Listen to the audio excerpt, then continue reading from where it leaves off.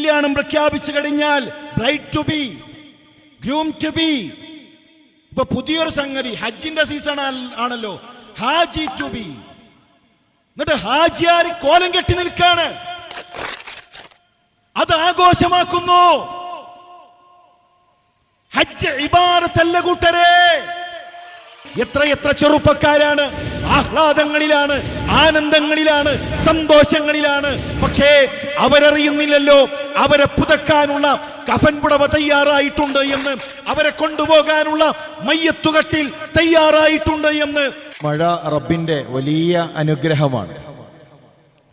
പല നാടുകളിലും വെള്ളമില്ലാതെ പ്രയാസപ്പെടുന്ന സാഹചര്യങ്ങളുണ്ട്. അതുകൊണ്ട് തന്നെ ഒരിക്കലും നമ്മളുടെ ഒരു സംസാരത്തിൽ, നമ്മുടെ ഒരു പ്രോഗ്രാമിന് ഒരു പ്രയാസം വന്നു എന്നതുകൊണ്ട് ഈ അനുഗ്രഹത്തിനെതിരെ ഒരു ചിന്തയോ ഏതെങ്കിലും തരത്തിലുള്ള സംസാരങ്ങളോ നമ്മുടെ ഭാഗത്തു നിന്ന് ഉണ്ടാകരുത്. പ്രിയമുള്ളവരെ, ഈ ജീവിതം എന്ന് പറഞ്ഞാൽ അത് വളരെ പെട്ടെന്ന് അവസാനിക്കുന്നതാണ്.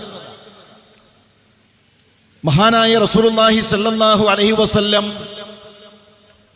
ഇബ്നു ഉമർ റളിയല്ലാഹു തആല അൻഹുവിന്റെ ചുമലിൽ കൈവച്ച് അല്ലാഹുവിന്റെ റസൂൽ സ്വല്ലല്ലാഹു അലൈഹി വസല്ലം നൽകിയ ഉപദേശം, കുൻ ഫിദ് ദുനിയാ കഅന്നക ഗരീബ് ഔ ആബിറു സബീൽ. ഇബ്നു ഉമർ, ഈ ദുനിയാവ് ഒരു ഇടത്താവളമാണ്.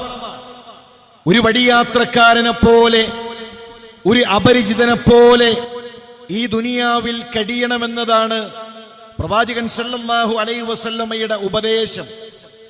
ഏത് സമയത്തും അവസാനിക്കാവുന്ന, അതിവേഗത്തിൽ നമ്മളിൽ നിന്ന് യാത്ര ചോദിക്കുന്ന ഒന്നാണ് പ്രിയമുള്ളവരെ ഞാനും നിങ്ങളും ജീവിക്കുന്ന ഈ ദുനിയാവ് എന്നുള്ളത്. എന്നാൽ സങ്കടകരമെന്ന് പറയട്ടെ, ഇന്ന് മുസ്ലിം സമുദായം പോലും എന്തിനാണ് ഈ ദുനിയാവിലേക്ക് കടന്നു വന്നത് എന്ന് മറന്നുകൊണ്ട് ദുനിയാവിൽ ആഹ്ലാദിക്കാനും പരമാവധി ദുനിയാവ് വാരിക്കൂട്ടാനും ദുനിയാവിന്റെ സുഖങ്ങളുടെ പിറകെ ഓടി നടക്കാനും അവർ പരിശ്രമിച്ചു കൊണ്ടിരിക്കുകയാണ്. പരിശുദ്ധ ഖുർആൻ പറയുകയാണ്, യാ അയ്യുഹന്നാസ്, മനുഷ്യരെ, ഇന്ന വഅദല്ലാഹി ഹഖ്ഖുൻ, തീർച്ചയായും അല്ലാഹുവിന്റെ വഅദ്, അല്ലാഹുവിന്റെ വാഗ്ദാനം ഹക്കാണ്. ഫലാ തഗുറന്നകുമുൽ ഹയാത്തുദ് ദുനിയാ, ദുനിയാവ് നിങ്ങളെ വഞ്ചിക്കാതിരിക്കട്ടെ. ഈ ദുനിയാവ് നമ്മളെ വഞ്ചിക്കുന്നതാണ്. ഈ ദുനിയാവിന്റെ പച്ചപ്പുകൾ, ഈ ദുനിയാവിന്റെ അലങ്കാരങ്ങൾ, ഈ ദുനിയാവിന്റെ സുഖസൗകര്യങ്ങൾ, അത് നമ്മളെ വഞ്ചിച്ച് കളയുന്നതാണ്. കാത്തിരിക്കുന്നത് പ്രിയമുള്ളവരെ നിത്യസുഖങ്ങളുടെ സ്വർഗമാണ്.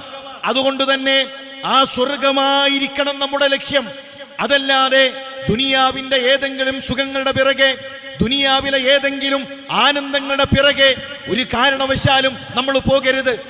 ഏതാനും മാസങ്ങൾക്ക് മുമ്പ് തിരൂർ റെയിൽവേ സ്റ്റേഷനിൽ ട്രെയിന് കാത്തു നിൽക്കുന്ന സമയത്ത് രാവിലെ ഒരു 6:30 ഒരു സമയം ട്രെയിൻ വന്നു നിന്നു.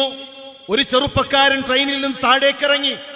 ആ ഇറങ്ങുന്ന സമയത്ത് കാലിടറി ആ ചെറുപ്പക്കാരൻ ട്രാക്കിലേക്ക് വീണു. ട്രെയിന് മുന്നോട്ടേക്ക് നീങ്ങി, ആളുകൾ തടിച്ചുകൂടി. റെയിൽവേ സ്റ്റേഷനിന്റെ ചുറ്റും മരണത്തിന്റെ ഗന്ധമുണ്ട്. ആളുകളെല്ലാവരും തടിച്ചുകൂടിയിരിക്കുന്നു. റെയിൽവേ ട്രാക്കിൽ ഛിന്ന ഭിന്നമായ ആ മനുഷ്യന്റെ ശരീര കഷ്ണങ്ങളുണ്ട്. പ്ലാറ്റ്ഫോമിൽ രക്തം തളം കെട്ടി നിൽക്കുന്നുണ്ട്. ഉടനെ ചില ഉദ്യോഗസ്ഥരെത്തി ഒരു പ്ലാസ്റ്റിക് കവറിൽ ആ മനുഷ്യന്റെ ശരീരഭാഗങ്ങൾ ചേർത്തുവച്ചു. 2 ഭാഗങ്ങളിലും കെട്ടി അവർ പ്ലാറ്റ്ഫോമിന്റെ ഒരു ഭാഗത്തേക്ക് മാറ്റിവെച്ചു. ചില സ്ത്രീകൾ അവിടേക്കെത്തി. അവർ ആ പ്ലാറ്റ്ഫോമിൽ വെള്ളമൊഴിച്ച് ആ രക്തം കഴുകി ശുദ്ധിയാക്കി. ഒരു 10 മിനിറ്റ് കൊണ്ട് അവിടെ ഒരു മരണം നടന്നതിന്റെ യാതൊരുവിധ അടയാളങ്ങളും ഇല്ലാത്ത അങ്ങനെയുള്ള രൂപത്തിൽ അത് ശുദ്ധീകരിക്കപ്പെട്ടു. ഞാൻ ആലോചിച്ച വിഷയം, അല്പസമയം കഴിഞ്ഞപ്പോഴേക്കും ആളുകൾ വേഗത്തിൽ നടക്കുന്നു, കച്ചവടക്കാർ കച്ചവടം ചെയ്യുന്നു. ഒരു മരച്ചുവട്ടിൽ ചില മാംസകഷ്ണങ്ങളായി ഒരു മനുഷ്യന്റെ ശരീരം കിടക്കുകയാണ്. അയാളുടെ ബാഗ് തുറന്നു നോക്കിയപ്പോ അതിൽ ലൈസൻസ് ഉണ്ട്. 26 വയസ്സാണ് ആ ചെറുപ്പക്കാരന്റെ പ്രായം. അതിൽ കുറച്ച് മിഠായി പൊതികളുണ്ട്, കളിപ്പാട്ടങ്ങളുണ്ട്, ആ മനുഷ്യന്റെ വസ്ത്രം അയൺ ചെയ്തു മനോഹരമായി മടക്കി വച്ചിട്ടുണ്ട്. പ്രിയമുള്ളവരെ, എന്റെ ശബ്ദം കേൾക്കുന്ന ചെറുപ്പക്കാരെ, എന്റെ ശബ്ദം കേൾക്കുന്ന 30-കൾ കഴിഞ്ഞവരെ, 40-കൾ കഴിഞ്ഞവരെ, നിങ്ങൾ ചിന്തിച്ചിട്ടുണ്ടോ? നമ്മളെപ്പോലെ ഭാര്യയെ കാണാൻ ആഗ്രഹമുള്ള, നമ്മളെപ്പോലെ മക്കളെ കാണാൻ ആഗ്രഹമുള്ള, ഞാനിതാ തിരൂരിൽ നിന്ന് ബസ് കയറി, ഒരു 8:30യോടുകൂടെ മഞ്ചേരി എത്തി. അവിടെ നിന്ന് അടുത്ത ബസ് കയറി നിലമ്പൂരുള്ള എന്റെ വീട്ടിലെത്തുമെന്ന് സ്വപ്നം കണ്ട, കിനാവ് കണ്ട ഒരു മനുഷ്യന്റെ ജീവിതം ഒരു കണ്ണിമ വെട്ടുന്ന നേരം കൊണ്ട് മാറിയെങ്കിൽ, ഈ ദുനിയാവിൽ നിന്ന് യാത്ര തിരിച്ചുവെങ്കിൽ, വകം മിൻ ഫതാ അംസാ വഅസ്ബഹ ലാഹികൻ ഫഖദ് നുസിജത് അക്ഫാനുഹു ഫഹുവ ലാ യദ്രി. എത്ര ചെറുപ്പക്കാരാണ് ആഹ്ലാദങ്ങളിലാണ്, ആനന്ദങ്ങളിലാണ്, സന്തോഷങ്ങളിലാണ്. പക്ഷേ അവരറിയുന്നില്ലല്ലോ അവരെ പുതക്കാനുള്ള കഫൻ പുടവ തയ്യാറായിട്ടുണ്ട് എന്ന്, അവരെ കൊണ്ടുപോകാനുള്ള മയ്യത്തുകട്ടിൽ തയ്യാറായിട്ടുണ്ട് എന്ന്. ദുനിയാവിന്റെ ആനന്ദങ്ങളിൽ മതിമറക്കുന്ന ചെറുപ്പക്കാരെ, ചിന്തിക്കണേ. നമ്മളെ കൊണ്ടുപോകാനുള്ള മയ്യത്തുകട്ടിൽ തയ്യാറായിട്ടുണ്ട്, നമ്മളെ പുതക്കാനുള്ള കഫൻ പുടവ തയ്യാറായിട്ടുണ്ട്. നമ്മളെ ചുമന്നു കൊണ്ടുപോകുന്നവർ നമ്മുടെ ചുറ്റുപാടുകളിൽ തന്നെയുണ്ട്. കൊണ്ടുപോയി വെക്കാനുള്ള മണ്ണും തയ്യാറായിട്ടുണ്ട്. നമ്മൾ ഒരുങ്ങിയിട്ടുണ്ടോ? നമ്മൾ തയ്യാറെടുത്തിട്ടുണ്ടോ? മരണത്തിനപ്പുറമുള്ള ജീവിതത്തിലേക്ക് ഇന്നു ഞാൻ മരണപ്പെട്ടാൽ ആ മരണത്തിനപ്പുറമുള്ള ജീവിതത്തിലേക്ക് നമ്മൾ ഒരുങ്ങിയിട്ടുണ്ടോ? നമ്മൾ ഈ ദുനിയാവിൽ ഒരുപാട് കാലം ജീവിക്കുമെന്ന ധാരണയിലാണ് കഴിഞ്ഞുകൂടുന്നത്. എത്രയെത്ര ആഘോഷങ്ങളാണ്, എന്തെല്ലാം തരത്തിലാണ് ഇന്ന് മുസ്ലിം സമുദായം ആഘോഷിച്ചുകൊണ്ടിരിക്കുന്നത്. മുസ്ലിം സമുദായത്തിലെ കല്യാണങ്ങളെ കുറിച്ച് ചിന്തിച്ചിട്ടുണ്ടോ? പ്രത്യേകിച്ച് നമ്മളുടെ ഈ നാട്ടിൽ, നമ്മളുടെ ഈ പ്രദേശത്ത് ഇസ്ലാമിലെ കല്യാണം എന്ന് പറഞ്ഞാൽ ഏറ്റവും മാന്യമാണ്. ഇസ്ലാമിലെ കല്യാണം ലളിതമാണ്. നോക്കൂ, മഹാനായ സഈദ് ഇബ്നു മുസയ്യബ് റഹിമഹുള്ളയുടെ മകളുടെ കല്യാണം, ഇസ്ലാമിക ചരിത്രത്തിലെ ഒരു മഹാപണ്ഡിതൻ, അദ്ദേഹത്തിന്റെ മകളുടെ കല്യാണം നടക്കുകയാണ്. എങ്ങനെയാണ് ആ കല്യാണം എന്നറിയുമോ? സഈദ് ഇബ്നു മുസയ്യബിന്റെ സദസ്സിൽ സ്ഥിരമായി പങ്കെടുക്കുന്ന ഒരു വിദ്യാർത്ഥിയുണ്ട്. ആ വിദ്യാർത്ഥിയുടെ പേരാണ് ഇബ്നു അബി വദാഅ. കുറച്ചു ദിവസം അദ്ദേഹത്തെ ആ സദസ്സിൽ കാണുന്നില്ല, അദ്ദേഹത്തെ മജ്ലിസിൽ കാണുന്നില്ല. അദ്ദേഹം വന്നപ്പോൾ സഈദ് ഇബ്നു മുസയ്യബിന്റെ ചോദ്യം, നിങ്ങൾ എവിടെയായിരുന്നു? കുറച്ചു ദിവസം വിജ്ഞാനത്തിന്റെ മജ്ലിസിൽ നിങ്ങളെ കണ്ടില്ലല്ലോ, വിജ്ഞാനത്തിന്റെ സദസ്സിൽ നിങ്ങളെ കണ്ടില്ലല്ലോ, നിങ്ങൾ എവിടെയായിരുന്നു? അദ്ദേഹത്തിന്റെ മറുപടി, എന്റെ ഭാര്യ മരണപ്പെട്ടു, ആ ഭാര്യയുടെ മരണവുമായി ബന്ധപ്പെട്ട തിരക്കിലായിരുന്നു, അതുകൊണ്ട് തന്നെ എനിക്ക് വരാൻ കഴിഞ്ഞില്ല. സഈദ് ഇബ്നു മുസയ്യബിന്റെ ചോദ്യം, മറ്റൊരു വിവാഹത്തെക്കുറിച്ച് നിങ്ങൾ ചിന്തിക്കുന്നുണ്ടോ? മറ്റൊരു വിവാഹം നിങ്ങൾ ആലോചിക്കുന്നുണ്ടോ? അദ്ദേഹത്തിന്റെ മറുപടി, എനിക്കാരാണ് ഒരു കല്യാണം കഴിച്ചു തരിക? മാ അംലികു ഇല്ലാ ദിർഹമൈൻ, 2 ദിർഹമല്ലാതെ എനിക്ക് സമ്പാദ്യങ്ങളില്ല. എന്റെ കയ്യിലുള്ള ഏക സമ്പാദ്യം 2 ദിർഹമുകളാണ്. 2 ദിർഹം ഈ ദുനിയാവിൽ എന്റെ കൈകളിലുള്ള സമ്പാദ്യം. ആ 2 ദിർഹം മാത്രം കൈകളിലുള്ള എനിക്കാരാണ് ഒരു ഇണയെ നൽകുക? ചരിത്രത്തിൽ കാണാം, സഈദ് ഇബ്നു മുസയ്യബ് ഹംദു ചൊല്ലി, സ്വലാത്തു ചൊല്ലി, അതിനുശേഷം അദ്ദേഹത്തിന്റെ മകളെ മതബോധമുള്ള ചെറുപ്പക്കാരന് ആ മജ്ലിസിൽ വെച്ചുകൊണ്ട് കല്യാണം കഴിച്ചു കൊടുക്കുന്നു. ഏതാണ് ആ പെണ്ണെന്നറിയുമോ? ആ കാലഘട്ടത്തിലെ ഭരണാധികാരികൾ വിവാഹം അന്വേഷിച്ചവരാണവർ. ആ കാലഘട്ടത്തിലെ രാജാക്കന്മാർ, ഗവർണർമാർ, ആ നാട്ടിലെ ധനികന്മാർ, അവർ വിവാഹം അന്വേഷിച്ചൊരു പെണ്ണിനെ 2 ദിർഹം മാത്രം സമ്പാദ്യമുള്ള ഒരു ചെറുപ്പക്കാരന് എന്തേ സഈദ് ഇബ്നു മുസയ്യബ് വിവാഹം കഴിച്ചു കൊടുക്കാനുള്ള കാരണം ദിർഹമിനേക്കാൾ വലിയൊരു സമ്പാദ്യം ആ മനുഷ്യന്റെ ഹൃദയത്തിലുണ്ട്. അത് ഖുർആനാണ്, അത് ഹദീസാണ്. അത് സുന്നത്താണ്, അള്ളാഹുവിന്റെ ദീനാണ്. അന്ന് അദ്ദേഹം നോമ്പുകാരനാണ്. നോമ്പ് തുറക്കുന്ന സമയത്ത് ആകെ കൈകളിലുള്ളത് ഒരു ഹുബസാണ്. സൈത്തും ഹുബസും കടിച്ചുകൊണ്ടിരിക്കുമ്പോ വാതിൽ മുട്ടുന്ന ശബ്ദം കേൾക്കുന്നു. ആരാണീ വന്നിരിക്കുന്നതെന്ന് ചോദിച്ചു. മൻഹാദാ, ആരായി വാതിൽ മുട്ടുന്നത്? മറുപടി കിട്ടി, സഅദാണ്, സഈദാണ്. അദ്ദേഹം പറയുന്നു, ആ നാട്ടിലുള്ള മുഴുവൻ സഈദുമാരും എന്റെ മനസ്സിലൂടെ കടന്നുപോയി, സഈദ് ഇബ്നു മുസയ്യബ് അല്ലാതെ. കാരണം ഫഇന്നഹു ലം യറ 40 സന ഇല്ലാ ബൈന ബൈതിഹി വൽ മസ്ജിദ്. 40 കൊല്ലക്കാലം സഈദ് ഇബ്നു മുസയ്യബിനെ ഞങ്ങൾ പള്ളിയിലും അദ്ദേഹത്തിന്റെ വീട്ടിലുമല്ലാതെ ഞങ്ങൾ കണ്ടിട്ടില്ല. അപ്പൊ സഈദ് ഇബ്നു മുസയ്യബാണ് എത്തിയിട്ടുള്ളത്. അദ്ദേഹം തന്റെ മകളെയും കൈപിടിച്ചു കൊണ്ടുവന്ന് ആ ചെറുപ്പക്കാരന് കല്യാണം കഴിച്ചു കൊടുക്കുകയാണ്. പ്രിയമുള്ളവരെ, ഇത്ര ലളിതമാണ് ഇസ്ലാമിലെ കല്യാണം, ഇത്ര ലളിതമാണ് ഇസ്ലാം പഠിപ്പിച്ചിട്ടുള്ള കല്യാണം. എന്നാൽ ഇന്ന് മുസ്ലിം സമുദായത്തിന്റെ അവസ്ഥ എന്താണ്? എല്ലാം അവർക്ക് ആഘോഷമാണ്. എങ്ങനെയും പണത്തിന്റെ ഹുങ്ക് കാണിക്കണം, തന്റെ സമ്പത്തിന്റെ കിബുറ് കാണിക്കണം. ആ രൂപത്തിലേക്ക് പ്രത്യേകിച്ച് നമ്മുടെ നാട്ടിൽ കല്യാണത്തിന്റെ രൂപം മാറിക്കൊണ്ടിരിക്കുന്നു. കല്യാണം തീരുമാനിക്കുന്നതോടുകൂടെ ആഘോഷങ്ങൾ ആരംഭിക്കുകയാണ്. Save the date. ഉപ്പയും ഉമ്മയുമാണ് നിർദ്ദേശങ്ങൾ കൊടുക്കുന്നത്. ഇവനാരാണ്, ഇവളാരാണ്, മഹർ കൊടുത്ത് സ്വീകരിച്ചോ, കല്യാണം നടന്നോ, തീരുമാനിച്ചിട്ടേ ഉള്ളൂ. അപ്പോഴേക്കും ബൈക്കിലൂടെ യാത്ര ചെയ്യുന്നു, ക്യാമറാമാൻ ഒരുക്കുന്നു, എന്നിട്ട് ഉമ്മയാണ് നിർദ്ദേശം കൊടുക്കുന്നത്, അങ്ങനെ ചെയ്യേ, ഇങ്ങനെ ചെയ്യേ.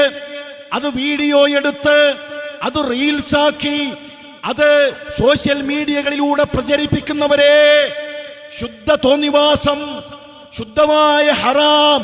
കല്യാണം ആരംഭിക്കുന്നതിന് മുമ്പേ ഹറാമിലൂടെ തുടങ്ങുമ്പോ ആ കുടുംബ ജീവിതത്തിൽ എങ്ങനെയാണ് ബറക്കത്തുണ്ടാവുക? കല്യാണത്തിന്റെ അന്ന് ബറക്കത്തിന് വേണ്ടി പ്രാർത്ഥിക്കും. ഖത്തീബ് പറയും, ഇതാ എല്ലാരും ബറക്കത്തിന് പ്രാർത്ഥിക്കണം. വധൂവരന്മാർക്ക് വേണ്ടി ബാറക്കല്ലാഹു ലക്കുമാ വബാറക അലൈക്കുമാ വജമഅ ബൈനക്കുമാ ഫീ ഖൈർ.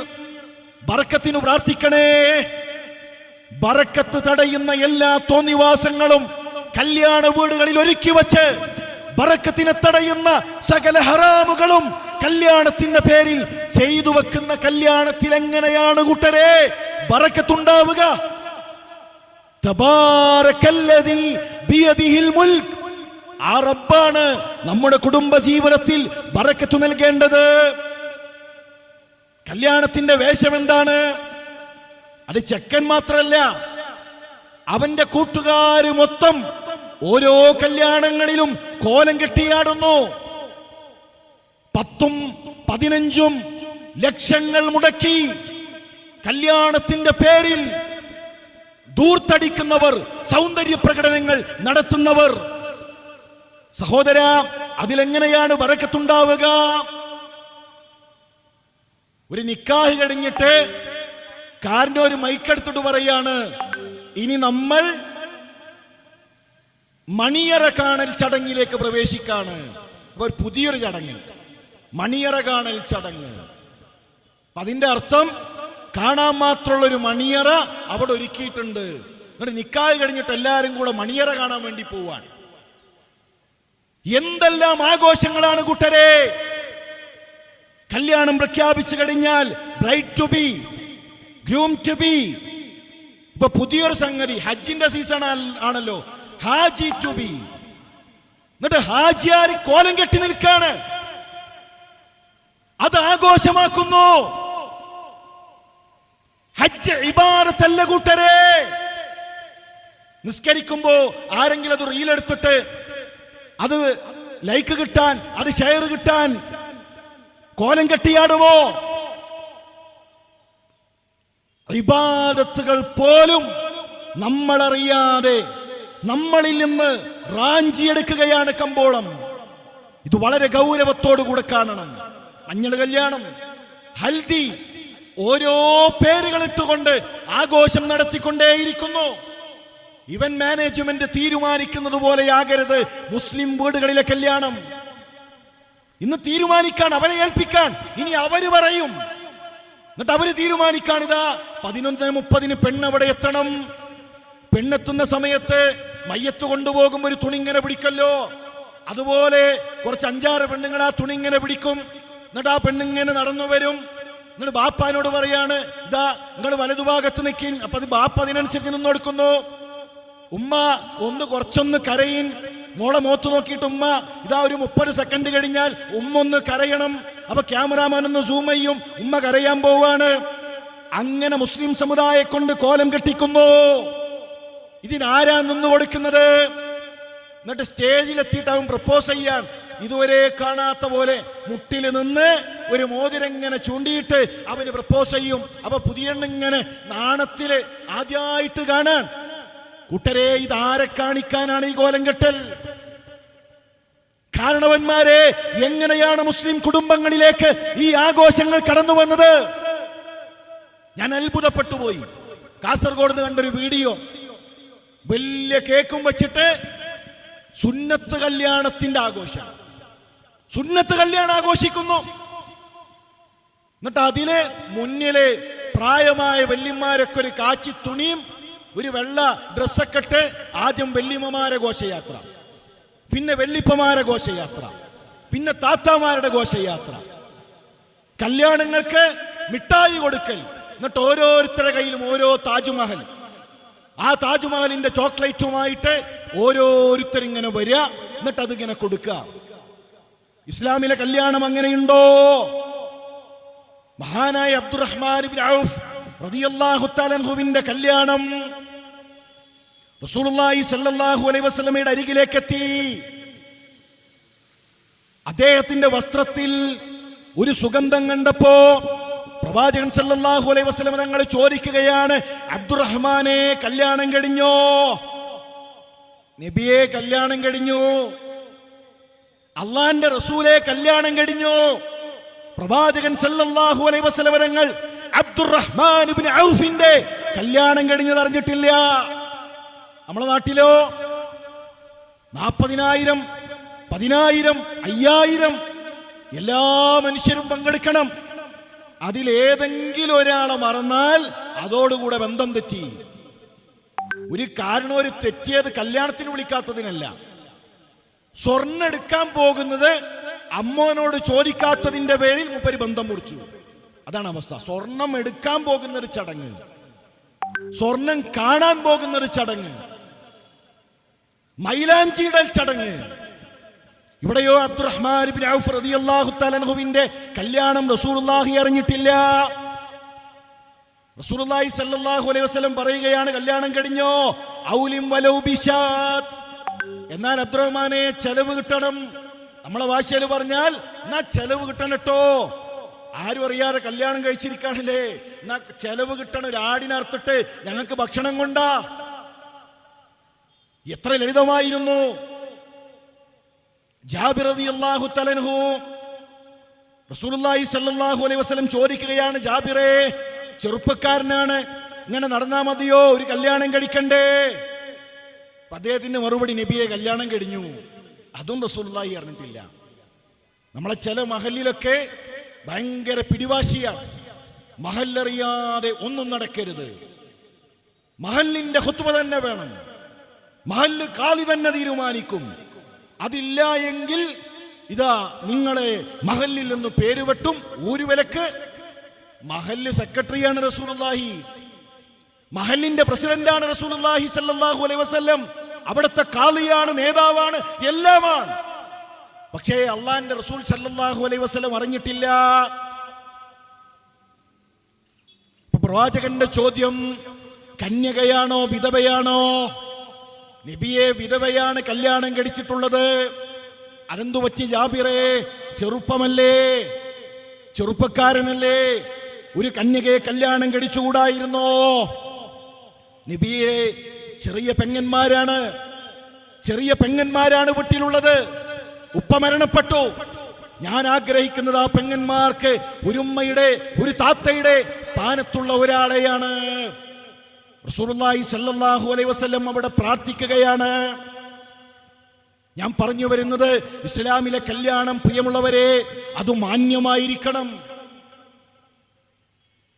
ആ കല്യാണത്തിന്റെ ഏറ്റവും വലിയ സൗന്ദര്യം ആ വധൂവരൻ വരന്മാരുടെ ദീനായിരിക്കണം. നമ്മുടെ ഒരു ആദർശ സുഹൃത്തിന്റെ ഭാര്യ മരണപ്പെട്ടപ്പോൾ ആ ഭാര്യയുടെ മയ്യത്തിന്റെ മുന്നിൽ അദ്ദേഹം പ്രാർത്ഥിച്ചൊരു പ്രാർത്ഥനയുണ്ട്. ഭാര്യയുടെ മയ്യത്ത് കുളിപ്പിച്ച അദ്ദേഹമാണ്. 3 കഷ്ണം തുണികളിൽ പൊതിഞ്ഞ് തന്റെ പ്രിയപ്പെട്ട ഇണയുടെ മയ്യത്ത് കൊണ്ടുവച്ച് അദ്ദേഹം ആകാശങ്ങളിലേക്ക് കൈകൾ ഉയർത്തിയിട്ട് പ്രാർത്ഥിക്കാണ്. റബ്ബേ, എന്റെ മക്കൾക്ക് തർബിയത്ത് കൊടുത്തത് ഇവളാണ്. എന്റെ മക്കൾക്ക് തർബിയത്ത് നൽകിയത്, എന്റെ മക്കളെ ഖുർആൻ പഠിപ്പിച്ചത്, എനിക്ക് ദീനിൽ കൈപിടിച്ചെന്റെ കൂടെ നിന്നത് റബ്ബേ എന്റെ ഇണയാണ്. എന്നിട്ട് കണ്ണ് നനച്ചിട്ട് അദ്ദേഹം പ്രാർത്ഥിക്കാണ്, പടച്ചോനെ, എന്റെ ഭാര്യയെ എനിക്ക് സ്വർഗത്തിലും ഇണയായി നൽകണേ, എന്റെ പെണ്ണിനെ എനിക്ക് സ്വർഗത്തിലും ഇണയായി നൽകണേ. ഇതാണ് സൗന്ദര്യം കൂട്ടരെ. മുഖത്തിട്ട 25,000 പുട്ടിയല്ല, കല്യാണത്തിന് വാടകയ്ക്കെടുത്ത 50,000 പളപളപ്പുള്ള വസ്ത്രങ്ങളല്ല, ലക്ഷങ്ങൾ കൊടുത്ത് നമ്മൾ വീടിന്റെ മുന്നിൽ കൊണ്ടുവന്ന് നിർത്തുന്ന പുതിയാപ്പളക്ക് പോകാൻ, പുതിയാപ്പളയുടെ കൂട്ടുകാർക്ക് കയറിപ്പോകാൻ വാടകയ്ക്കെടുത്ത വാഹനങ്ങളല്ല. ഇതൊന്നുമല്ല കുടുംബജീവിതത്തിന്റെ സൗന്ദര്യം. കുടുംബജീവിതത്തിന്റെ സൗന്ദര്യം എന്ന് പറഞ്ഞാൽ ദീനാണ്. കുടുംബജീവിതത്തിന്റെ സൗന്ദര്യം പ്രിയമുള്ളവരെ ദീനാണ്. ആ ദീനിലേക്ക് മടങ്ങണേ. സമ്പത്ത് പൊടിപൊടിക്കുകയാണ്. കാസർഗോഡ് ഒരു അനുഭവം വായിച്ചിട്ടുണ്ട്. ഒരു കല്യാണം കഴിഞ്ഞ് ചെറുപ്പക്കാരൊക്കെ ഇങ്ങനെ ആലോചിക്കാണ്, പുതിയാപ്പിളക്ക് എന്തെങ്കിലുമൊക്കെ ഒരു പണി കൊടുക്കണം, അങ്ങനെയാണല്ലോ. എന്നിട്ട് രാത്രി പുതിയാപ്പിളിനെ കൊണ്ടുപോയി ആരുമില്ലാത്ത സ്ഥലത്ത് കൊണ്ടുപോയിടുക. പുതിയാപ്പിള ഇറങ്ങുന്ന നേരത്ത് കോഴിമുട്ട എറിയ, പൊടി കൊണ്ട് ഈ തലയിലൂടെ കവിത്ത. ഇതൊക്കെ ആരാണ് പഠിപ്പിക്കുന്നത്? പ്രവാചകൻ സല്ലല്ലാഹു അലൈഹി വസല്ലമയുടെ ഉമ്മത്തെ, ഇസ്ലാമിന്റെ സംസ്കാരം ഉൾക്കൊള്ളുന്നു എന്ന് പറയുന്നവരെ, ആരാണ് ഈ സംസ്കാരം നമ്മളെ പഠിപ്പിച്ചത്? ചെറുപ്പക്കാരിങ്ങനെ ആലോചിക്കാണ്, നമുക്ക് എന്തെങ്കിലുമൊക്കെ ഒരു പണി കൊടുക്കണ്ടേ. ഒരു ചെറുപ്പക്കാരൻ പുറത്തേക്ക് ഇറങ്ങിയപ്പോ പ്രായമായ ഒരു ഉമ്മുണ്ട്, ഒരു കുട്ടിയുടെ കൈ പിടിച്ചിങ്ങനെ നിൽക്കുന്നു. എന്തേ ഉമ്മ, നിങ്ങൾ കയറുന്നില്ലേ, ഭക്ഷണം കഴിക്കുന്നില്ലേ എന്ന് ചോദിച്ചപ്പോ ആ ഉമ്മ പറയാണ്, മോനെ, കല്യാണം വിളിച്ചിട്ട് വന്നതല്ല, കല്യാണം വിളിച്ചിട്ട് വന്നതല്ല. പേരക്കുട്ടി കരഞ്ഞുകൊണ്ടിരിക്കാണ്, ബിരിയാണി വേണമെന്ന് പറഞ്ഞിട്ട്.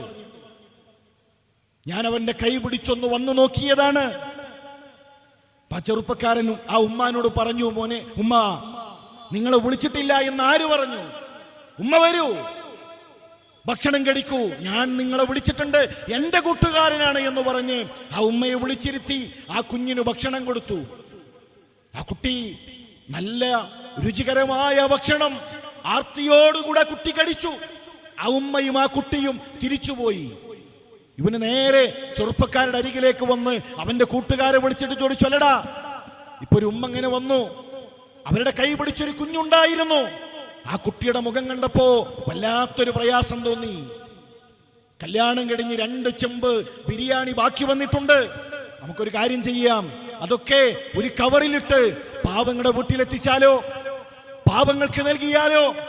നമ്മൾ ഈ തീരുമാനിക്കുന്ന ഓരോ അടിച്ചുപൊളികളുണ്ടല്ലോ, നമ്മൾ കാണുന്ന ഓരോ വൈബുകളുണ്ടല്ലോ, അതിനേക്കാൾ വലിയൊരു ആനന്ദമാണിടാ പാവപ്പെട്ടൊരു മനുഷ്യന്റെ വിശപ്പ് മാറ്റുമ്പോ, ഒരു കുഞ്ഞിന്റെ വിശപ്പ് മാറ്റുമ്പോ അതിലുള്ളത്. അവര് കവറിലാക്കി ആ ഭക്ഷണവുമായി ഓരോ പാവങ്ങളുടെ വീട്ടിലേക്ക് ചെന്നു. ഒരു വീട്ടിൽ ചെന്നപ്പോ ഒരു ഉമ്മ വാതിൽ തുറന്നു. ആ വന്ന ഉമ്മയാണ്. നേരത്തെ വന്ന അതേ സ്ത്രീയുടെ വീട്ടിലേക്കാണ് അവരെത്തിയിട്ടുള്ളത്. മുന്നിലുണ്ട് ഒരു ചെറിയ കുട്ടി ഇങ്ങനെ കരഞ്ഞിരിക്കുന്നു. അപ്പൊ ഉമ്മ ചിരിച്ചിട്ട് പറയാണ്, മൂത്തോന് ബിരിയാണി കഴിച്ച കഥ ഇവിടെ വന്ന് പറഞ്ഞപ്പോ അപ്പൊ തുടങ്ങിയതാണ് ചെറിയ ആളെ കരച്ചിൽ. നിങ്ങൾ കൊണ്ടുവന്നത് വലിയ സന്തോഷായി. നിങ്ങൾ ആലോചിച്ചിട്ടുണ്ടോ? നമ്മൾ ചിന്തിച്ചിട്ടുണ്ടോ? നല്ലൊരു ഭക്ഷണം കഴിക്കാൻ കഴിയാത്ത, നല്ലൊരു ഭക്ഷണം കിട്ടിയിരുന്നെങ്കിൽ എന്ന് ആഗ്രഹിക്കുന്ന മനുഷ്യർ നമ്മുടെ ചുറ്റുപാടുകളിലുണ്ട്. മലയാളത്തിലൊരു കഥയുണ്ട്, ബിരിയാണി എന്നാണ് ആ കഥയുടെ പേര്. ഒരു വലിയ മുതലയാളി വിഭവസമൃദ്ധമായ ഭക്ഷണം ഒരുക്കി ബാക്കി വന്ന ബിരിയാണി മുഴുവൻ ഒരു വലിയ കുടി കുടിച്ച് അതിലേക്ക് ഇട്ടുമൂടാൻ ഒരു അന്യ സംസ്ഥാനത്തുള്ള ഒരു തൊഴിലാളിയെ ഏൽപ്പിക്കുകയാണ്. അയാൾ ആ ബിരിയാണി ആ കുടിയിലേക്ക് ഇടുമ്പോ ആ മനുഷ്യന്റെ കണ്ണ് നനയുന്നുണ്ട്. ചുറ്റും കൂടി നിൽക്കുന്നവർ പറയുന്നുണ്ട്, നന്നായി കുത്തിയിറക്ക്, അതിന്റെ മുകളിൽ ചവിട്ടി താഴ്ത്ത്. കരയുന്ന മനുഷ്യനോട് കൂടി നിൽക്കുന്നതിൽ ഒരാൾ ചോദിച്ചു, എന്തേ നിങ്ങൾ കരയുന്നത്? ആ മനുഷ്യന്റെ മറുപടി, എന്റെ മകളെ ഓർത്തുപോയി, എന്റെ മകളെ ഓർത്തുപോയി. മകള് പഠിക്കാണോ? മകള് പഠിക്കുകയായിരുന്നു, പക്ഷേ എന്റെ കുട്ടി മരിച്ചു, എന്റെ മകള് മരിച്ചു. എന്തേ മരിക്കാനുള്ള കാരണം? പട്ടിണിയായിരുന്നു, പട്ടിണിയായിരുന്നു, വിശപ്പായിരുന്നു. ആ മനുഷ്യൻ എങ്ങനെയാണ് ഭക്ഷണം കുടിയിലേക്ക് തള്ളിയിടുമ്പോ കണ്ണു നനക്കാതിരിക്കാൻ കഴിയുക? പ്രിയമുള്ളവരെ,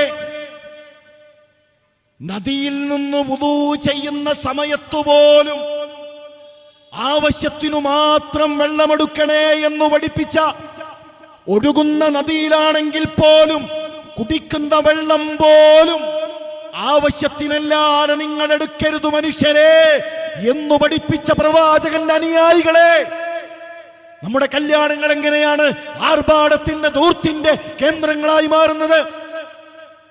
ഒരു മനുഷ്യന് കടിക്കുന്നതിന് പരിധിയില്ലേ? നമുക്ക് കടിക്കുന്നതിന് പരിധിയില്ലേ? പലപ്പോഴും പൊങ്ങച്ചങ്ങൾ കാണിക്കാനാണ്, ആർഭാടം കാണിക്കാനാണ്, നമ്മുടെ സ്റ്റാറ്റസ് തെളിയിക്കാനാണ്. ഞാനിതാ ഇന്ന ഇന്ന കുടുംബക്കാരനാണ്, ഇന്ന തറവാടിയാണ്, ഞങ്ങളുടെ കല്യാണം അപ്പോൾ ഇങ്ങനെയാകണമെന്ന് പറയുമ്പോ നമുക്കൊറ്റ തറവാടേ ഉള്ളൂ. അതേതാണെന്നറിയോ? ഖബറാണ്. ഞാനും നിങ്ങളുമെല്ലാം ചെന്ന് കിടക്കുന്ന ഒരേ ഒരു തറവാട്. ഹത്താ സുർത്തുമുൽ മഖാബിർ, ആ ഖബറിലേക്ക് കൊണ്ടു ചെന്നു വെക്കുന്നതുവരെയാണ് മനുഷ്യരെ നമ്മുടെ എല്ലാ അഹങ്കാരങ്ങളും. അതിനപ്പുറം എന്താ ഉള്ളത്? അതിനപ്പുറം എന്താണുള്ളത്? താനാൾ ഒരു വലിയ ധനാഢ്യന്റെ മരണവാർത്ത കേട്ട് ആ ഖബറിന്റെ അരികിൽ ചെന്ന് നിന്നപ്പോ രാത്രി 11 മണിയോടടുത്ത സമയം. അപ്പോഴാണ് ആ മനുഷ്യന്റെ മയ്യത്ത് കിട്ടുന്നത്. ഖബറിലേക്ക് മയ്യത്ത് ഇറക്കി വെക്കുന്ന സമയത്ത് നല്ല കോരിച്ചൊരിയുന്ന മഴയാണ്. ആ മഴ പെയ്ത് ഖബറിലേക്ക് വെള്ളം ഊർന്നിറങ്ങുന്നു. ഖബർ ഇങ്ങനെ വെള്ളം കെട്ടി നിൽക്കുകയാണ്. ഞാൻ ആലോചിച്ച വിഷയം, ആ ഖബറിന്റെ തൊട്ടരികിൽ ആ മനുഷ്യന്റെ 3 നില വലിപ്പത്തിലുള്ള വലിയ മാളികയുണ്ട്, കൊട്ടാരമുണ്ട്. അയാളുടെ കാർ പോർച്ചിൽ 1-ലധികം വാഹനങ്ങളുണ്ട്. പക്ഷെ ഒരാളും പറഞ്ഞിട്ടില്ല, കുറച്ചു നേരം കൂടെ മുതലാളിയുടെ മയ്യത്ത് ആ വീട്ടിൽ വെച്ച്, ആ കാറിൽ വെച്ച്, എന്നിട്ട് ഖബറിലേക്ക് ഇറക്കി വെക്കാം.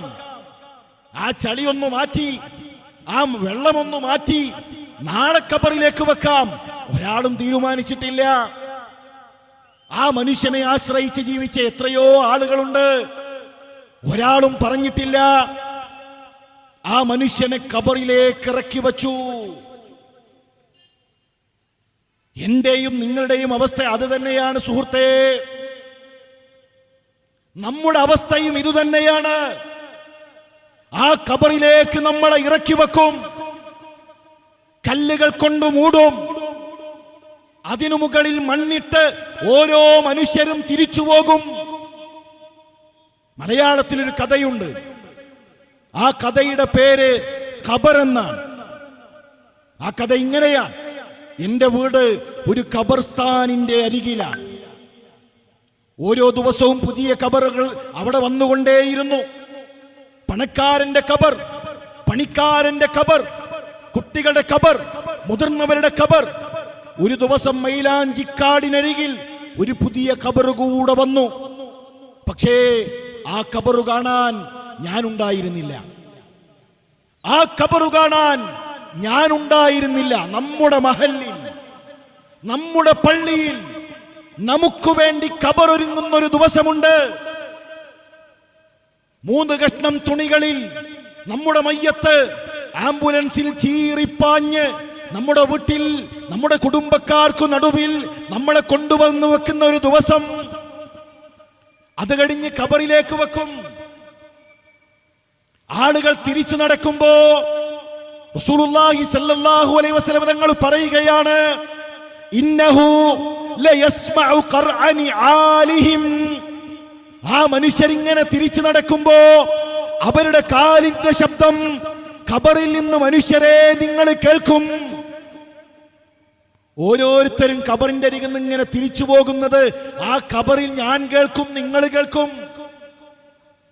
ആയിരക്കണക്കിന് ഖബറുകൾക്കിടയിൽ ഒരു ഖബറിൽ ഞാൻ ഒറ്റക്കാണ് എന്ന് ഞാൻ തിരിച്ചറിയുന്ന, നിങ്ങൾ തിരിച്ചറിയുന്ന ഒരു ദിവസമുണ്ട് കൂട്ടരെ. ആ ഖബറിൽ എന്താ കൂടെയുള്ളത്? ആ ഖബറിൽ എന്താണ് കൂടെയുള്ളത്? നമ്മുടെ അമലുകളാണ്.